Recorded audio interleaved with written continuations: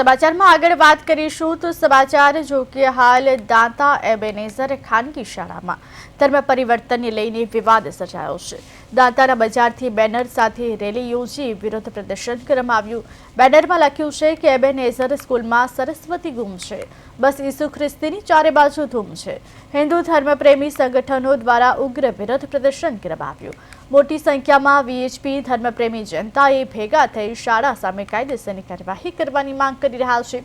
દાંતા મામલતદારને આવેદનપત્ર પણ આપવામાં આવ્યું છે। ધર્મપ્રેમી સંગઠનોની માંગ છે કે શાળા સામે પગલાં લો, નહીં તો અમે પગલાં લઈશું। દાંતા એબેનેઝર ખાનગી શાળામાં ધર્મ પરિવર્તનની ઘટનાના આરોપ બાદ લોકોમાં રોષ જોવા મળ્યો। અગાઉ પ્રાર્થનાનો વિડીયો પણ વાયરલ થયો હતો।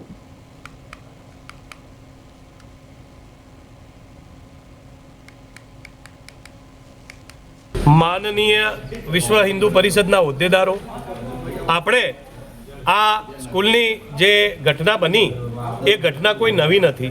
आ घटना पब्लिक सामे खूब मोडेथी उजागर थई छे, पण वास्तवमां आ घटना वर्षोथी चालती आवती जेने गटर कहेवाय ए हिंदू समाजनी अने समाजनी अंदर व्यापेला आ विधर्मी गटरो छे।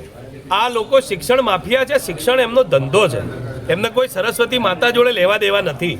તો આપણી હિન્દુત્વના નામે ચાલતી સરકાર જો આવી આ દેશદ્રોહી અને ભારતદ્રોહી સનાતનદ્રોહી પ્રવૃત્તિઓને ડામવાનો પ્રયત્ન નહીં કરે ઝડપીમાં ઝડપી, તો એના વિધ્વંસક એધાણ સમાજની અંદર વર્તી જશે।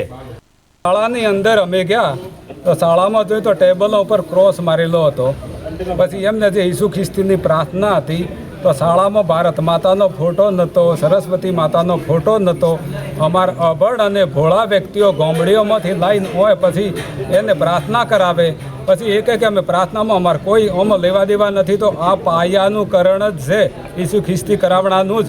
ગામડીઓમાંથી ભોળા વ્યક્તિઓને લોભ લાલચ આપી ચોખા, ઘઉં, ખોંડ, તેલ, મેઠું, મરચું આ બધું કરી ને ચલાવે છે। નાના બાળકોને આ રીતે કરી ને પછી આ શિક્ષણ નથી આપતા, આતંકવાદી તૈયાર કરે છે।